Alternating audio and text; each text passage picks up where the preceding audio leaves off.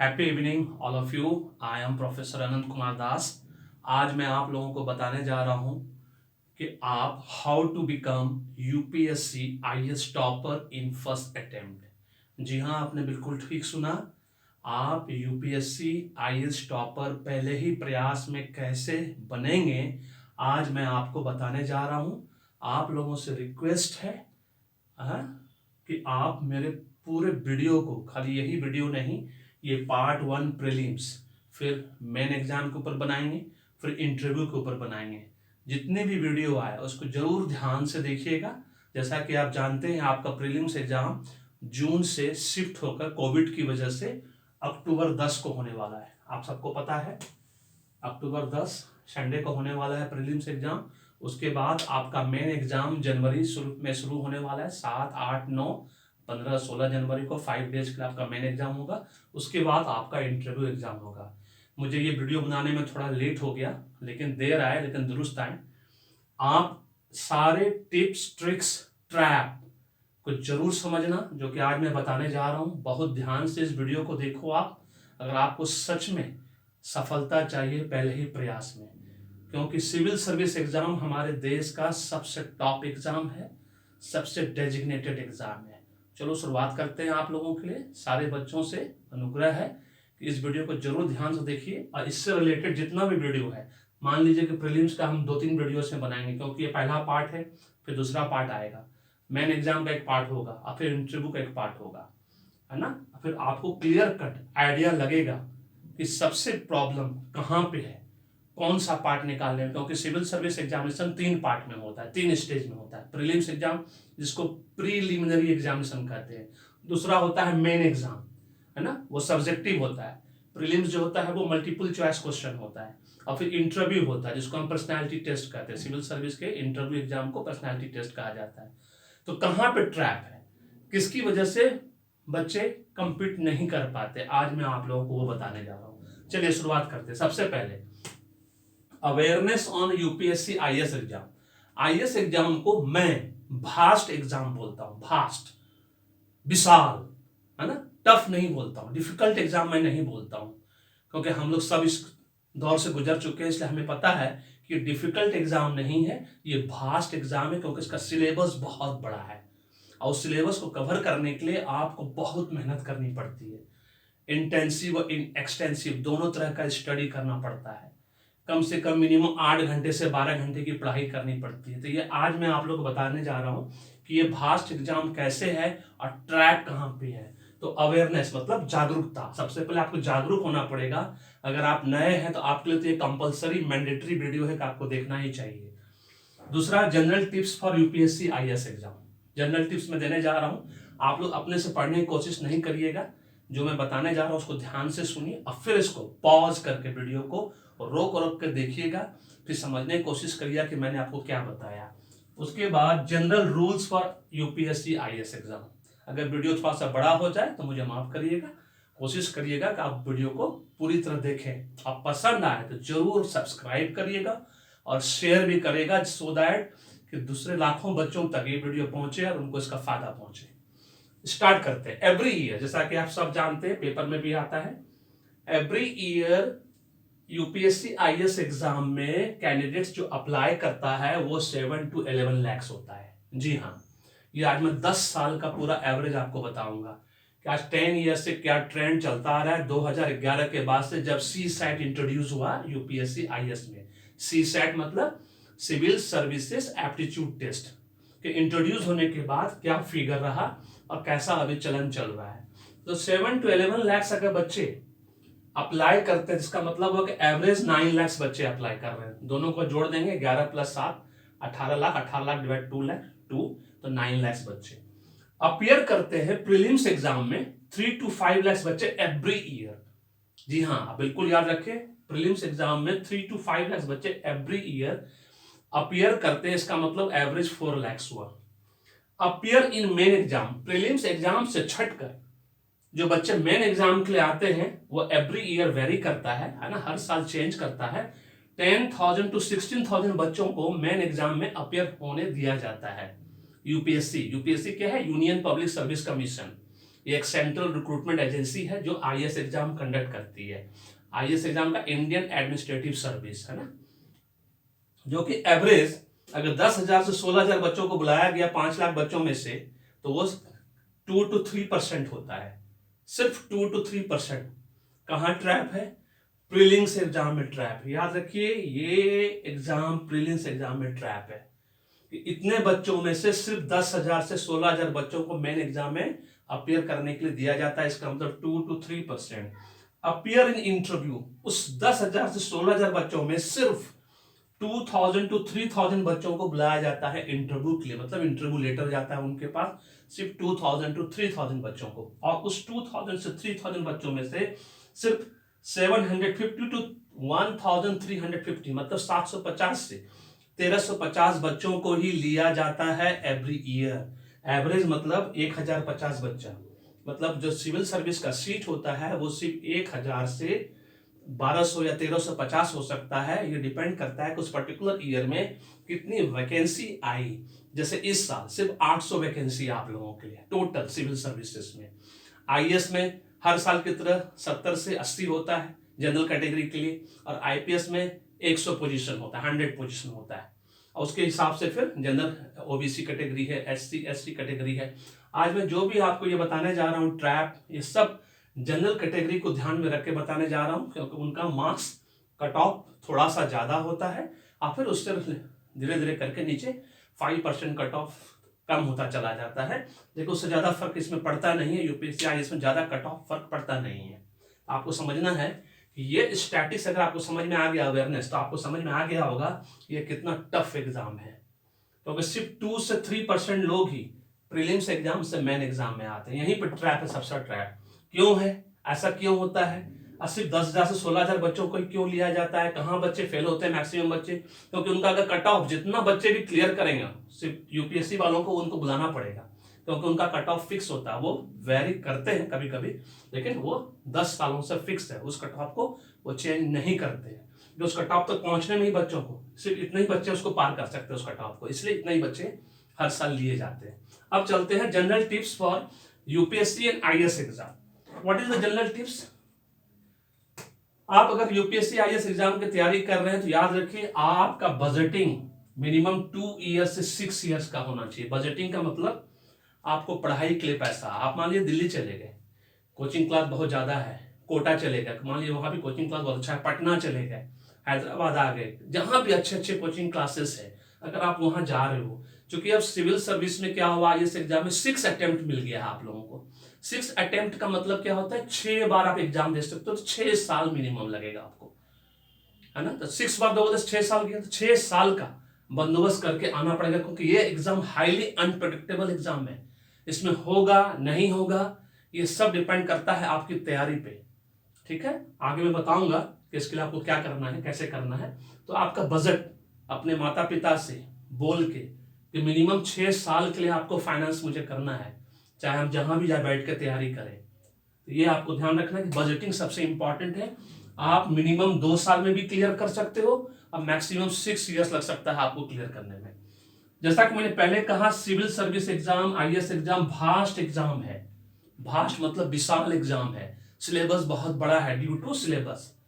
उसके लिए इंटेंसिव, बहुत गहन अध्ययन, एक्सटेंसिव, बृहद अध्ययन की जरूरत है, जो कि मैं 3rd पॉइंट पे मैंने मेंशन किया। Intensive extensive study is required.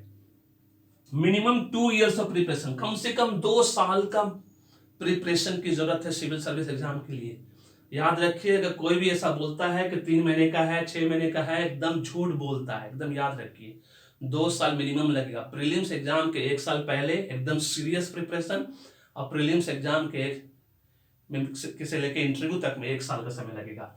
Minimum 6 hours to 18 hours of studies. Yes, civil service exam में टॉपर बनना है तो 6 घंटे से 18 घंटा, इसका एवरेज निकाल लो, 12 घंटा पर डे आपको पढ़ना है, क्योंकि इसका सिलेबस इतना बृहद होता है, India and world complete cover करता है कि आपको 12 घंटे पढ़ाई चाहिए, चाहे वो प्रीलिम्स एग्जाम के लिए हो, मेन एग्जाम के लिए हो। सभी बच्चे सोचते हैं कि मेन एग्जाम भारी होता है, बिल्कुल नहीं। आपका ट्रैपिंग यही प्रीलिम में ही हो जाता है। ये प्रीलिम्स में आप 5 लाख बच्चे अपियर होते हो और मेन में सिर्फ 10,000 से 16,000 बच्चों को लिया, जो कि 2 से 3% है। मेन एग्जाम का परसेंटेज बहुत अच्छा है, 20 से 30% है, और इंटरव्यू का भी उतना ही होता है 20-30%। लेकिन प्रीलिम्स से लेकर मेंस तक का जो परसेंटेज है वो सिर्फ 2 to 3% से ट्रैपिंग प्रीलिम्स में है। टीम वर्क, अगर आपके पास टीम है तो आप टीम बना के काम करिए, दैट इज वेरी इंपॉर्टेंट। क्योंकि जब दोस्तों के साथ बैठ के पढ़ेंगे, अगर दिल्ली में पढ़ाई कर रहे हैं, जेएनयू का लाइब्रेरी आप अवेल कर सकते हैं। जेएनयू मतलब जवाहरलाल नेहरू यूनिवर्सिटी का, दिल्ली यूनिवर्सिटी का लाइब्रेरी आप अवेल कर सकते हैं, मतलब वहाँ जा सकते हैं, सब कुछ फ्री ऑफ कॉस्ट है वहाँ पे। और मैक्सिमम बच्चे वहीं जाकर तैयारी करते हैं, वो एकदम हब माना जाता है आईएएस एग्जाम की तैयारी के लिए। अब चलिए जो सबसे इंपॉर्टेंट पार्ट है वो मैं बता रहा हूँ, जो फर्स्ट स्टेज है प्रीलिम्स एग्जाम का। आपको जान के बहुत हैरानी होगी, आज तक 50 साल में किसी ने आपको ये नहीं बताया होगा कि आईएएस एग्जाम राजयोग एग्जाम है। ये सिर्फ एक सफल होने वाला एग्जाम नहीं है। सफलता आप बैंक पीओ कंप्लीट करने के बाद भी आपको मिल सकती है, कोई भी पीएसयू एग्जाम को ऑफिसर बनने के बाद भी मिल सकता है। आप Indian army, Indian navy, Indian air force में लेफ्टिनेंट, मेजर कुछ भी बनिए, वो भी सफलता है, लेकिन वो राजयोग नहीं है। राजयोग सिर्फ यूपीएससी आईएएस एग्जाम है, क्योंकि राजयोग का मतलब होता है पब्लिक, पैसा एंड पावर। इसमें पावर होता है, पावर से पब्लिक का पैसा दोनों आता है, इसको राजयोग बोला जाता है। और आज मैं आप लोगों को एक ऐसा टिप्स देने जा रहा हूं जो कि सबसे ज्यादा मैंडेटरी है। हमारे घर में हमारे बड़े भाई के मित्र, हमारे बड़े भाई खुद, है ना, राजयोग नहीं होने की वजह से सिविल सर्विस कंप्लीट नहीं कर पाए। जब 3 बार प्रीलिम्स निकालने के बाद भी वो IAS exam, Indian engineering service complete किए पहले अटेम्प्ट में, लेकिन सिविल सर्विस नहीं निकला। लेकिन उनके दोनों मित्र, दोनों का टॉपर थे, दोनों 92 में, है ना, एक 6 टॉपर, एक 8 टॉपर, और दोनों आज की डेट में प्रधान सचिव हैं मुख्यमंत्री के, हमारे इंडिया के 2 स्टेट में। तो आपको ये याद रखना है कि सिविल सर्विस एग्जाम के लिए सबसे पहले एस्ट्रोलॉजर, एक ज्योतिष, खूब अच्छा ईमानदार ज्योतिष को कंसल्टेंट करें। भाग्य बड़ा है कि कर्म, भागवत गीता में लिखा है कि कर्म करते जाओ, लेकिन मैं ये कहता हूं कि पहले भाग्य जान लो, उसके हिसाब से कर्म करो, सफलता बहुत आसानी से मिलेगी। एक बार आप जान गए, एक अच्छे ज्योतिष ने अगर आपको ये बता दिया कि आपके भाग्य में यूपीएससी आईएएस या आईएएस ऑफिसर बनना लिखा है, आईपीएस ऑफिसर बनना लिखा है, इंडियन फॉरेस्टर डीएफओ बनना लिखा है, रेवेन्यू इनकम टैक्स कमिश्नर बनना लिखा है, इंडियन फॉरेन सर्विस में जाना लिखा है, तो आपके लिए एकदम सरल हो जाएगा इस एग्जाम को पढ़ने के लिए। इस एग्जाम की तैयारी करने में आपको इतना मन लगेगा, क्योंकि ये टू नो राजयोग बहुत जरूरी है कि आपके भाग्य में ये है कि नहीं। क्योंकि 6 साल बर्बाद करने से अच्छा है कि आप पहले जान लें, अगर आप ज्योतिष पे विश्वास करते हैं तब, ठीक है। उनके लिए सबसे पहला पॉइंट सक्सेस, राजयोग का अंतर मैंने बता दिया कि राजयोग का मतलब होता है पावर, पावर से पब्लिक का पैसा। ये सिर्फ इस जॉब में आता है और किसी जॉब में नहीं है। सफलता का मतलब कोई भी ऑफिसर कैडर में आप चले जाइए, एक गाड़ी खरीद लीजिएगा, घर बना लीजिएगा, सुंदर बीवी मिल जाएगी, सुंदर बच्चा हो जाएगा, सब कुछ सफलता के अंदर आता है। टू नो बिजनेस, कि आपके किस्मत में सर्विस है या बिजनेस है, ये जानने के लिए आपको एक अच्छे ईमानदार एस्ट्रोलॉजर को ढूंढना होगा और उससे अपनी कुंडली बनवानी होगी। और आप इस एग्जाम की तैयारी करने से पहले अगर शुरू कर चुके तो कोई बात नहीं, इस बार प्रीलिम्स एग्जाम देने के बाद आप पता कीजिए कि आपके भाग्य में ये राजयोग है या नहीं है तो एकदम लग जाइए, कंपीट करेंगे आप, ये मेरा दावा है। 2 साल के अंदर कंपीट करेंगे आप, क्योंकि राजयोग जिसके कुंडली में होता है वो 2 साल के अंदर कंपीट करता है। और जिसके कुंडली में ये एग्जाम नहीं है तो उसको भी निराश होने की जरूरत नहीं है। सिर्फ यही एग्जाम, है ना, सिर्फ राजयोग देता है, लेकिन सफलता तो बहुत सारे एग्जाम देता है। तो बहुत सारे अल्टरनेटिव्स हैं कि इस एग्जाम के साथ साथ आप बहुत सारे एग्जाम की तैयारी कर सकते हैं। क्योंकि जो इस एग्जाम की तैयारी कर लेगा 2 साल, उसके बाद हिंदुस्तान का कोई भी एग्जाम उसके सामने कुछ नहीं है। आप किसी भी एग्जाम में कंपीट कर जाओगे, कोई भी एग्जाम आप निकाल लोगे, इसलिए आपको डरने की बिल्कुल जरूरत नहीं है। वंस आप जान गए कि आपका राजयोग है, आप कंपीट कर सकते हो, तो आपको मन लगेगा कि आई कैन डू, मैं कर सकता हूं ये काम। आपको मन लगेगा, फिर आई एम द बेस्ट बोलोगे, यस मैं बेस्ट हूं, अच्छा तैयारी कर रहा हूं, मेरी प्रिपरेशन सही है, स्ट्रेटेजी सही है। आपका 100% इंटरेस्ट जाग जाएगा। जैसे ही आप जानोगे आपकी कुंडली के हिसाब से कि आपके भाग्य में है ये, एकदम आपका 100% इंटरेस्ट और 100% एफर्ट आपके दिल से निकलेगा इस एग्जाम के लिए। आप स्मार्ट वर्क करने लग जाओगे। एक 18 घंटा पढ़ना, 12 से 18 घंटा पढ़ना, ये हार्ड वर्क है। कि आप 4 से 6 घंटा पढ़ के इसको कर सकते हो। 100% एफर्ट्स तो वो तब होता है जब दिल से आप इंटरेस्ट से करोगे, देखोगे ऑटोमेटिक ही होने लगेगा। तो आप समझ गए कि एक अच्छा ईमानदार एस्ट्रोलॉजर सिर्फ ज्योतिष को ढूंढना है, किसी पामिस्ट को नहीं, हाथ रेखा वाले को नहीं, न्यूमरोलॉजर को भी नहीं। एक अच्छा ज्योतिष ही बता सकता है कि आपकी कुंडली में क्या है, क्योंकि कारक ग्रह, मारक ग्रह, नीच ग्रह ये तीनों बड़ा खतरनाक है। शनिदेव, राहु देव, केतु देव का चक्कर ऐसा बुरा है कि आज भी मैं भुगत रहा हूं, है ना। इसलिए मुझे समझ में आया 25 साल के बाद कि ये सब कितना इंपॉर्टेंस रखता है किसी के जीवन में। इसलिए मैं आप सब बच्चों को बोलता हूं कि भाग्य वर्सेस कर्म करना है, क्योंकि भागवत गीता में लॉर्ड कृष्णा ने कहा है हर हालत में, लेकिन भाग्य जान लो तो कर्म करना और आसान हो जाता है। बस मैं यही कहना चाहता हूं। दूसरी चीज, cut the past. Cut the past. पहले कुछ गलत हो गया, मान लीजिए मैट्रिक का रिजल्ट खराब हो गया, 10+2 का रिजल्ट खराब हो गया, कोई बात नहीं। सिविल सर्विस एग्जाम वर्ल्ड का सबसे बेस्ट एग्जाम मैं कंसिडर करता हूं, इसको मानता हूं मैं। क्यों जानते हैं? तो इसमें सिर्फ ग्रेजुएट मांगता है कि आप किसी तरह से खाली ग्रेजुएशन कर लो किसी भी रिकॉग्नाइज यूनिवर्सिटी से, ठीक है। तो आप ग्रेजुएट हो गए। Cut the past. अगर पास्ट में, भूतकाल में कुछ गलत हो गया है, भूल जाओ उसको एकदम अपने जीवन से निकाल दो। कुछ अच्छा हुआ है तो उसको कैरी फॉरवर्ड करो, उसको लेके आओ, क्योंकि अच्छी चीजें बोलते हैं don't repeat mistake. If you are repeating mistake it means you didn't learn anything. अगर आप मिस्टेक को रिपीट कर रहे हो, बार बार दोहरा रहे हो, तो आपने कुछ नहीं सीखा। कमिट न्यू मिस्टेक, नया गलती करो, कुछ सीखने का मौका मिलेगा, ठीक है। अब सिविल सर्विस में एज 31 से 32 साल का है, जैसा कि आप जानते हो। 6 अटेम्प्ट मिलता है आपको, कोई टेंशन नहीं है। ग्रेजुएशन मान लीजिए लेट हुआ, 25 साल में भी हुआ, कोई दिक्कत नहीं, फिर भी आपके पास 6 चांस है। 25 6 31 होता है। और एजुकेशन जो है, चूंकि ग्रेजुएट है, अगर आप 3rd डिवीजन भी हो, ये मेरा दावा है कि आपने एक बार कुंडली निकलवा लिया और आपकी कुंडली में अगर राजयोग है, आप 3rd डिवीजन हो, 5 डिवीजन हो, कुछ भी हो, आप सिविल सर्विस निकाल लोगे। It's my challenge 100%। आपको किसी से घबराने की जरूरत नहीं है, अपना बस तैयारी पर फोकस करना है। कोई ये बोले कि तुम 3rd डिवीजन तुम नहीं निकाल सकता, ऐसा कुछ नहीं है। ये कहीं भी टेक इट ग्रांटेड नहीं है कि 3rd डिवीजन नहीं कर सकता या 2nd डिवीजन वाला नहीं कर सकता या पास वाला नहीं कर सकता है। सिविल सर्विस एग्जाम बहुत ही अच्छा एग्जाम है हमारे देश का। उसके बाद जो सबसे इंपॉर्टेंट पार्ट है, never compare your destiny and intelligence with any word. Never compare your destiny and intelligence with anyone. इसका मतलब है अपने भाग्य का और अपने दिमाग का तुलना कभी किसी से नहीं कीजिए। ये आपके लिए इंसल्ट है। जी हाँ, आपने खुद महसूस किया होगा कि आप लोग 4 भाई बहन एक ही माता पिता से पैदा हुए, है ना, सिबलिंग्स में, ट्विंस भी, किसी का भाग्य सेम नहीं होता है। सबका इंटेलिजेंस लेवल अलग अलग होता है, सबका दिमाग अलग अलग होता है ना। सब, कोई ज्यादा तेज है, कोई पढ़ने में कम तेज है, कोई बहुत ज्यादा एक्स्ट्रा ऑर्डिनरी है। ये सोच के तैयारी नहीं करना है कि अरे उस फलनुमा का नहीं हुआ, ऐसा नहीं सोचना है कि मेरा पड़ोसी का नहीं हुआ, बहुत तेज था पढ़ने में। राजयोग है ये, समझ लीजिए। जब आईआईटी से पढ़ के क्यों ना निकला है, उसका राजयोग में नहीं है तो नहीं होगा उसका, कुछ भी कर लीजिए आप।